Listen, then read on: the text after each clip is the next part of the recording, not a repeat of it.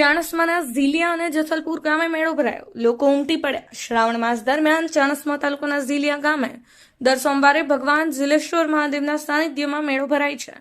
તેમજ તાલુકાના જસલપુર ગામે પણ જન્માષ્ટમીના દિવસે મેળો ભરાયો હતો. ચાણસ્મા તાલુકાના ઝીલિયા તથા જસલપુર ગામે લોકમેળો ભરાયો હતો, જ્યાં વહેલી સવારથી જ લોકો ઉમટી પડ્યા હતા, તો ક્યાંક વરસાદનું વિઘ્ન પણ નડ્યું હતું.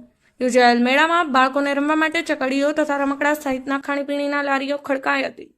ઝીલિયા ગામે સ્વયંભૂ ઝીલેશ્વર મહાદેવના દર્શનાર્થે મોટી સંખ્યામાં ધર્મપ્રેમી લોકો ઉમટી પડ્યા હતા.